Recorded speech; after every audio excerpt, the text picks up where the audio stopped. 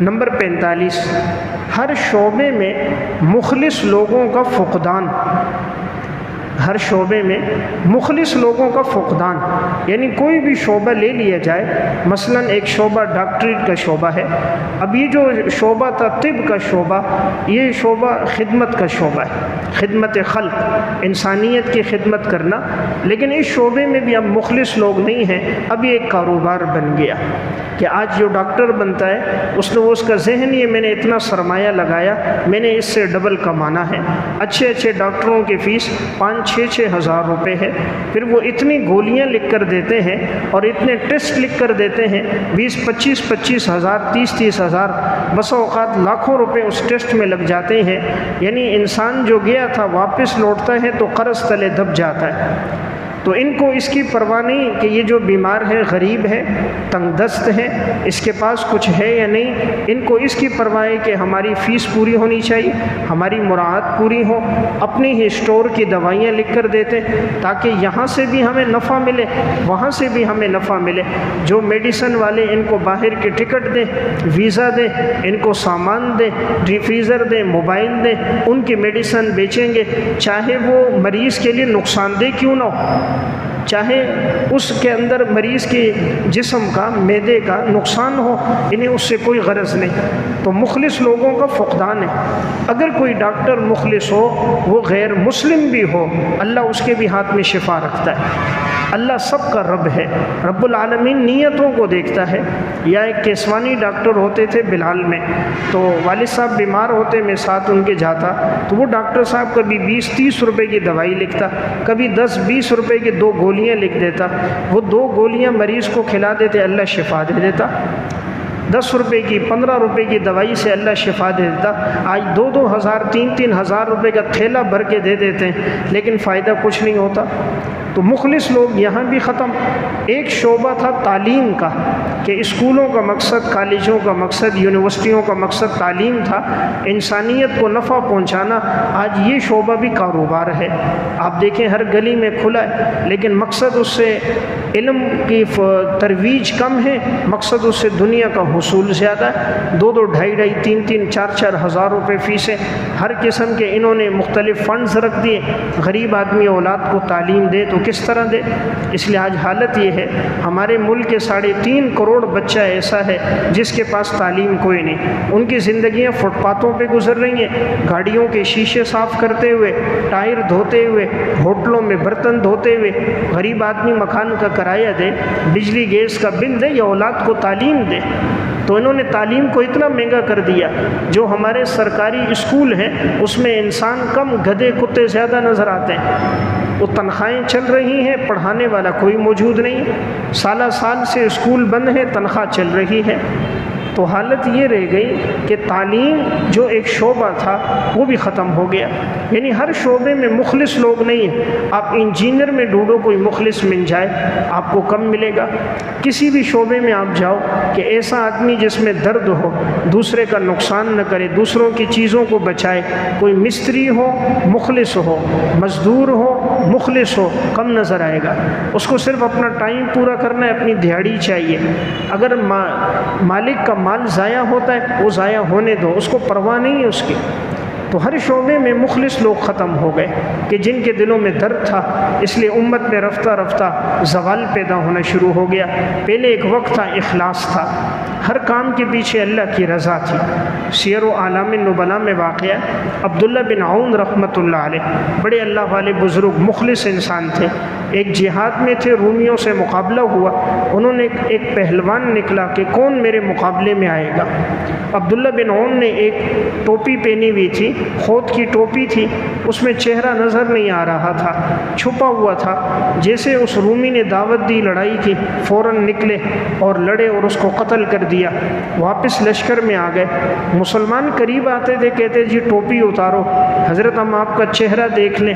فرمایا میں نے جس ذات کے لیے کی ہے وہ مجھ سے واقف ہے۔ کہا جی آپ کا نام، والد کا نام، لقب، کنیت، قبیلہ، خاندان؟ فرمایا جس اللہ کے لیے کیا ہے وہ سب کچھ جانتا ہے۔ تو یہ وہ لوگ تھے جو ہر شعبے میں مخلص لوگ تھے۔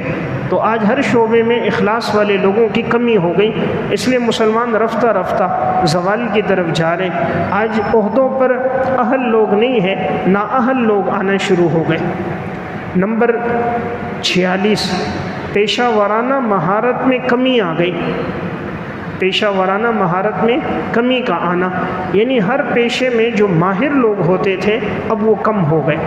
آپ کسی بھی پیشے کے ماہرین تلاش کرو، آپ کو کسی فیلڈ کا اچھا ڈاکٹر گنے چنے نظر آئیں گے، کسی فیلڈ کے اچھے انجینئر، اچھا مستری، اچھا عالم، اچھا قاری، اچھا محدث، ہر آدمی اپنے فن کے ماہرین گنے چنے رہ گئے۔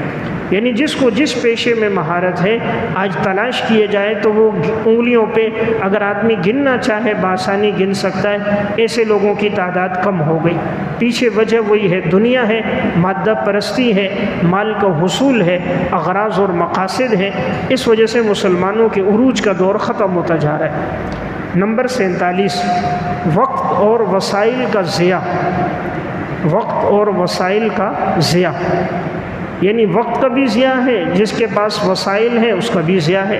مسلمانوں کی ترقی کا سبب تھا وہ لوگ اپنے ایک لمحے کو ضائع نہیں کرتے تھے، اپنے اوقات کی قدردانی تھی، لمحات زندگی سے فائدہ لیتے تھے۔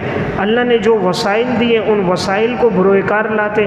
آج ہمارے ہاں وقت کا بھی ضیاع ہے موبائل کی صورت میں کہ ہر آدمی کے ہاتھ میں موبائل ہے، پڑھا لکھا ہے، ان پڑھ ہے، تعلیم یافتہ ہے، جاہل ہے، چھوٹا ہے، بڑا ہے، وقت کے ضیاع کا سب سے بڑا آلہ اس وقت موبائل ہے جس میں وقت ضائع ہو رہا ہے۔ وسائل کا بھی ضیاع ہے، اللہ نے ہمیں وسائل عطا فرمائے لیکن آج وہ وسائل ضائع ہو رہے ہیں۔ اللہ نے جتنے اسلامی ملک ہیں اللہ نے ان کو بڑے وسائل دیے، سعودیہ کو اللہ نے وسائل دیے، پاکستان کو اللہ نے وسائل دیے، اللہ نے معدنیات یہاں رکھے، پیٹرول تیل کے ذخائر اللہ نے یہاں رکھے، ہر اعتبار سے اللہ نے نوازا، چاروں موسم اللہ نے عطا فرمائے، پیداوار عطا فرمائی، زمین زرخیز عطا فرمائی کہ سال میں 2 فصلیں اس سے اگ سکتی ہیں۔ یہاں اگنے والا مثلاً اگر آپ دیکھو کہ آم ہے تو ساری دنیا میں سب سے زیادہ میٹھا لذیذ آم یہاں کا ہے، یہاں گجراوالا کا چاول ہے، ساری دنیا میں جاؤ وہ ذائقہ نہیں جو یہاں ہے، یہاں کے پھولوں میں وہ مہک اور خوشبو ہے جو آپ دوسری طرف پوری اسپرے کی بوتل خالی کر دو وہ مہک نہیں جو اللہ نے ان پھولوں میں قدرتی خوشبو اللہ نے رکھی دی تھی۔ اللہ نے ہمیں جو کوئلے کے ذخائر دیے، صرف ایک پاکستان میں کوئلہ نکال دیا جائے، بجلی بنائی جائے، اتنی بجلی بنے گی کہ انسان ساری دنیا کو فراہم کر سکتا ہے۔ وسائل کی کمی نہیں، مخلص لوگوں کی کمی ہے۔ مخلص لوگ نہ آئے کہ جن کے دلوں میں رعایا کا غم، امت کا درد ہو، اس لیے نقصان ہونا شروع ہو گیا۔ پہلے وسائل تھے، ان پہ مخلص لوگ تھے، انہوں نے وسائل کو بروئے کار لا کر رعایا کو نفع دیا تو امت مسلمہ کو اللہ نے عروج عطا فرمایا۔ نمبر 48، دعوت دین سے غفلت شروع ہو گئی۔ دعوت دین سے غفلت شروع ہو گئی، یعنی اب یہ سمجھ لیا گیا کہ دین کی دعوت دینا یہ ہمارا کام نہیں، یہ کسی مولوی صاحب کا کام ہے، کسی عالم کا ہے، جو دعوت سے وابستہ ہے، تبلیغی ساتھی ہے، اس کا کام ہے۔ حالانکہ دین کی دعوت ہر مسلمان کے ذمے، امر بالمعروف نہی عن المنکر ہر آدمی کے ذمے۔ جہاں بھی کوئی آدمی کسی کو برائی میں دیکھے کوشش کرے اسے پیار سے روکے، کسی کو دیکھے نماز میں اعمال میں سستی ہے اسے دین کی دعوت دے۔ من رأى منکم منکرا فلیغیرہ بیدہ فإن لم یستطع فبلسانہ فإن لم یستطع فبقلبہ وذلک اضعف الایمان۔ نبی اکرم صلی اللہ علیہ وسلم نے فرمایا جو تم میں سے برائی کو دیکھے وہ اس کو اپنے ہاتھ سے روکے، ہاتھ سے نہیں روک سکتا تو زبان سے منع کرے، اگر اتنی طاقت نہیں دل میں برا جانے، یہ ایمان کا کمزور درجہ ہے۔ تو گویا دعوت دین سے غفلت ہو گئی۔ پہلے امت کا ایک درد تھا، امت کی خیر خواہی تھی، کس طرح بے نمازی نماز پہ آ جائیں، کس طرح گھر کا ماحول ٹھیک ہو جائے، کس طرح ہماری آمدنی حلال کی ہو جائے، یہ فکر تھی۔ آج رفتہ رفتہ فکر ختم ہو گئی، بس آج گنتی ہے، تعداد بڑھنی چاہیے، تنخواہ ہے وہ بڑھے، مال ہے اس میں اضافہ ہو، تو گنتی کا بڑھنا ہے، برکت چلی گئی۔ حلال کا رزق ہونا اس کا حصول چلا گیا، اس لیے اس کے نقصانات سامنے آ رہے ہیں۔ پہلے دین کی دعوت کا رجحان تھا، صدیق اکبر ایمان لائے تو پہلے دن دعوت دی، 6 آدمیوں کو مسلمان کر کے نبی اکرم صلی اللہ علیہ وسلم کی خدمت میں لے کر آئے، جن میں عبد الرحمن بن عوف، حضرت عثمان بن عفان، حضرت سعد بن ابی وقاص، سعید بن زید، بڑے بڑے کبار صحابہ ان کی دعوت پر ایمان لے کر آئے۔ صحابہ نے دین قبول کیا، پھر دین کی نشر و اشاعت میں گھروں سے نکلے، پھر کہیں کسی کی قبر بنی قسطنطینیہ میں، شام میں، دمشق میں، یہاں تک کہ سکھر تک صحابہ کی قبریں موجود ہیں۔ انہوں نے دین کو زندگی کا مقصد بنایا، اللہ نے مسلمانوں کو عروج دیا۔ خلفائے راشدین کے دور ہی میں آپ دیکھیں دین کتنا بڑا۔ حضرت امیر معاویہ کا دور سن 60 ہجری تک 66,67,000 مربع میل پر اسلام پھیل چکا تھا، آدھی سے زیادہ دنیا فتح ہو چکی تھی۔ اس کے پیچھے ایک درد دل تھا، امت کی خیر خواہی تھی، تو اللہ تعالیٰ کی غیبی نصرت اور مدد شامل حال تھی۔ نمبر 49، اصلاح نفس کو ترک کر دینا، اپنے نفس کی اصلاح یہ ختم ہو گئی۔ مسلمانوں کے عروج کی وجہ تھی ہر آدمی اپنے نفس کی اصلاح کرتا، اور آج ہمارے زوال کی وجہ ہر آدمی دوسرے کی اصلاح کا فکر مند تو ہے، اس کی غلطیاں تو بتا رہے ہیں اس کو، تیرے میں یہ خامی یہ خامی، مقصود اس کی بھی رسوائی ہے، مقصود اس کی بھی اصلاح نہیں ہے، اس کو بھی رسوا کرنا، ذلیل کرنا۔ یعنی آج ہمیں دوسروں کی آخرت کی فکر ہے، اپنی دنیا کی فکر ہے، اور دوسروں کی آخرت کی فکر میں بھی رسوائی زیادہ ہے۔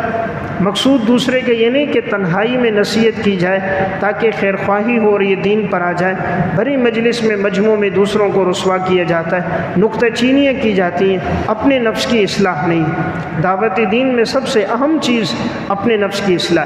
جب انسان کی اپنی زندگی میں دین آئے گا، پھر وہ دین کی دعوت دے گا تو اس میں تاثیر ہوگی۔ اس لیے حضرات صحابہ اکرام نے خود پہلے عمل کیا، پھر یہ لوگ جہاں گئے لوگوں نے انہیں دیکھا، دیکھنے کے بعد لوگ دین پر آنا شروع ہو گئے۔ ان کے کردار کو، عمل کو، گفتار کو، اٹھنے بیٹھنے کو، دیانتداری کو، یہی چیزیں لوگوں کے لیے دین کا اور خیر کا، اسلام میں آنے کا ذریعہ بن گئی۔ اس لیے اللہ تعالیٰ فرماتے ہیں کبر مقتا عند اللہ ان تقولوا ما لا تفعلون، اللہ کے ہاں بڑی ناراضگی کی بات ہے تم وہ کہو جو تم خود نہیں کرتے ہو، یعنی ایک بات کا کہتے ہو عمل نہیں کرتے۔ تو اس لیے شریعت کی تعلیمات ہے، جس چیز کا انسان حکم دے رہا ہے، دوسروں کو بتا رہا ہے، پہلے وہ اس چیز کو اپنی زندگی میں لے کر آئے، پھر اللہ تعالیٰ اس کی گفتگو میں تاثیر ڈال دیتے ہیں۔ أَتَأْمُرُونَ النَّاسَ بِالْبِرِّ وَتَنْسَوْنَ أَنفُسَكُمْ وَأَنْتُمْ تَتْلُونَ الْكِتَابَ أَفَلَا تَعْقِلُونَ، کیا تم لوگوں کو نیکی کا حکم دیتے ہو، اپنے آپ کو بھلا دیتے ہو، درا حال ہے کہ تم کتاب کو پڑھ رہے ہو، کیا تم لوگ سمجھ نہیں رکھتے؟ یعنی ایک اہم وجہ جب انسان کے اپنے نفس کی اصلاح ہوگی، اس کو دیکھ کر گھر والی بھی ٹھیک ہو جائے گی، بچے بھی ٹھیک ہو جائیں گے، معاشرہ بھی رفتہ رفتہ ٹھیک ہوگا۔ آج ہم بیوی بچوں سے کہتے ہیں کہ بیٹا نماز پڑھو، گھر والی سے کہتے ہیں نماز پڑھو، گھر والی دیکھتی ہیں شوہر خود جمعے کے علاوہ مسجد کا رخ نہیں کرتا۔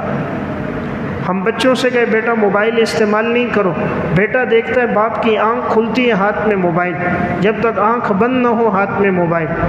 ہم کہیں جی بیٹی سے فیس بک نہ دیکھو، بیٹی دیکھ رہی ہے باپ کے ہاتھ میں موبائل، ہر وقت فیس بک چل رہا ہے۔ تو دعوت میں تاثیر کیوں نہ رہی؟ اس لیے کہ عملی کردار ختم ہو گیا۔ جب تک عمل کا کردار ہوگا دعوت میں تاثیر ہوگی۔ اس لیے شریعت نے ہمیں جہاں دین کی دعوت بتائی تو وہاں ہمیں شریعت نے طریقہ کار بتایا۔ یا ایھا الذین آمنوا قوا انفسکم واہلیکم نارا، ایمان والو سب سے پہلے اپنے آپ کو جہنم سے بچاؤ، پھر اپنے گھر والوں کو بچاؤ۔ سب سے پہلے اپنے آپ کو، یعنی خود ٹھیک ہو جاؤ۔ جب انسان کی خود اصلاح ہوگی اس کے گھر کے ماحول کی بھی اصلاح ہو جائے گی۔ تو گویا اصلاح اپنی ذات سے، اپنی ذات کی اصلاح، گھر کی اصلاح، پھر وَأَنذِرْ عَشِيرَتَكَ الْأَقْرَبِينَ، پھر رشتہ داروں میں حکم، پھر عزیز و اقارب میں رفتہ رفتہ آگے بڑھنا۔ نمبر 50، اصلاح معاشرہ میں سستی کرنا۔ ایک سبب کیا ہے؟ اصلاح معاشرہ میں سستی کرنا۔ ایک تو تھا اصلاح نفس میں، اپنی ذات کی اصلاح، ایک ہے معاشرے کی اصلاح میں سستی ہو گئی۔ یعنی ہر آدمی اس وقت ایسا فکر مند ہے، آج کے مادیت کے دور میں ہر آدمی کی صبح سے شام تک سوچ صرف دنیا کی، کس طرح پیسہ بڑھ جائے، مال میں اضافہ کیسے ہو جائے، کاروبار کس طرح کروں، کس سے لینا ہے، کس کو دینا ہے۔ یعنی صبح سے شام تک ساری گفتگو مال دولت دنیا کی ہے، بچوں کے ساتھ ہے، اٹھنا ہے، بیٹھنا ہے، معاشرے کی اصلاح کی فکر کم ہو گئی۔ جب تک حضرات سلف میں یہ درد تھا، معاشرے کی اصلاح تھی، اللہ رب العزت نے مسلمانوں کو عروج دیا تھا۔ دیکھیں ایک آدمی تھے حضرت مولانا محمد الیاس کاندیلوی رحمہ اللہ، راتوں کو اٹھتے اللہ سے مانگتے، ساری رات روتے رہتے اللہ سے مانگتے رہے۔ اللہ تعالیٰ نے اس ایک انسان کے رونے پر، درد دل پر، اللہ سے مانگنے پر اللہ تعالیٰ نے کی ہدایت کی ہوائیں چلائیں اور اللہ نے ہزاروں لوگوں کو ہدایت عطا فرما دی۔ تو جتنا جذبہ ہوگا اندر دل میں اللہ کی محبت کی آگ ہوگی، اتنی اللہ تعالیٰ اس کی گفتگو میں، اٹھنے بیٹھنے میں، چلنے پھرنے میں، فکر میں اللہ تعالیٰ اتنی تاثیر پیدا کر دے گا۔ نمبر 51، نرم اسلوب دعوت کا فقدان۔ نرم اسلوب دعوت کا فقدان یعنی نرمی کے ساتھ دعوت دینے کا فقدان ہو گیا۔ اسلام بڑھتا جا رہا تھا کہ دعوت میں نرمی تھی، کہ جب کسی کو دعوت دی جاتی مزاج میں نرمی تھی، ہمدردی تھی۔ لیکن آج دیکھا گیا دعوت میں شدت آ گئی، مزاج میں سختی آ گئی، دعوت دیتے وقت دوسرے کی حقارت آ گئی، اپنا کبر اور تکبر آ گیا، تو اللہ نے وہ تاثیر ختم کر دی۔ اللہ رب العزت نے حضرت موسیٰ علیہ السلام اور حضرت ہارون علیہ السلام کو فرعون کی طرف بھیجا، تو اس دور میں فرعون سے بڑا کافر کوئی نہیں تھا، اور حضرت موسیٰ علیہ السلام سے بڑا مقام کسی کا نہیں تھا، کہ موسیٰ علیہ السلام وقت کے پیغمبر ہیں۔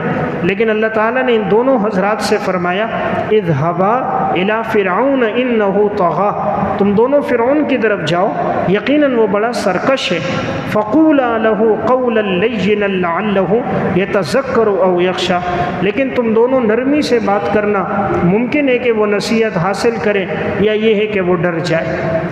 تو دیکھیں اللہ نے فرمایا نرمی سے بات کرو، معلوم ہوا نرمی کی بڑی تاثیر ہے۔ اس لیے ہماری کوشش ہو جتنی نرمی سے گفتگو ہوگی اتنی گفتگو مؤثر ہوگی۔ نبی اکرم صلی اللہ علیہ وسلم نے فرمایا ان اللہ رفیق یحب الرفق ویعطی علی الرفق ما لا یعطی علی العنف، اللہ نرم مزاج نرمی کو پسند کرتا ہے، نرمی پہ وہ دیتا ہے جو اللہ سختی پہ نہیں دیتا۔ رسول اللہ صلی اللہ علیہ وسلم بیٹھے، اتنے میں کچھ یہودی گزرے۔ ام المومنین حضرت عائشہ رضی اللہ تعالیٰ عنہ بھی گھر میں تھی، تو یہودی تو ایک بدبخت قوم ہے، تو یہ حضور کو سلام کہتے وقت کہنے لگے السلام علیکم، کہ معاذ اللہ آپ پر ہلاکت ہو۔ تو آپ صلی اللہ علیہ وسلم نے صرف فرمایا وعلیکم۔ ام المومنین حضرت عائشہ رضی اللہ تعالیٰ عنہ بڑی غیرت میں آ گئی کہ امام الانبیاء کے بارے میں یہ جملہ غلط استعمال کر رہے ہیں۔ انہوں نے کہا وعلیکم السلام واللعنہ، تمہارے اوپر ہلاکت ہو، تم سب پہ اللہ کی لعنت ہو، کہ تم لوگ حضور کے لیے جملہ کہہ رہے ہو۔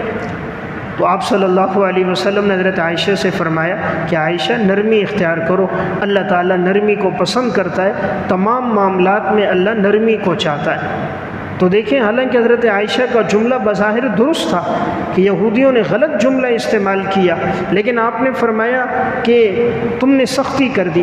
فرمایا یا رسول اللہ انہوں نے جملہ جو غلط کہا، آپ نے فرمایا میں نے وعلیکم کہہ دیا، بس یہ کافی تھا۔ کہ انہوں نے جب کہا معاذ اللہ تم پر ہلاکت، تو میں نے کہا وعلیکم، اس کا مطلب تم پر ہلاکت۔ اب اگر اس سے زیادہ تم اضافہ کرو کہ ہلاکت بھی ہو لعنت بھی ہو، تو گویا تم نے حد سے تجاوز کر دیا، اعتدال سے آگے بڑھ گئے۔ اس لیے میں نے ایک بات عرض کی کہ امت کے زوال کی ایک وجہ نرم اسلوب دعوت کا فقدان ہو گیا، نرمی کے ساتھ دعوت نہ رہی، دعوت میں سختی آ گئی، دوسرے کو حقیر سمجھنے لگ گئے، اس وجہ سے اللہ نے تاثیر ختم کر دی۔ اس لیے جب بھی آدمی دعوت دے مزاج میں نرمی رکھے، اللہ سے مانگ کر جائے، دوسرے کی ہدایت کا طلبگار ہو، 2 رکعت نماز پڑھ کے اللہ سے مانگے۔ دلوں کو پلٹنا اللہ کے اختیار میں، ہمارا کام دعوت دینا، دین کی طرف بلانا ہے۔ جب یہ اسلوب ہوگا اللہ مسلمانوں کو ترقی عطا فرمائے گا۔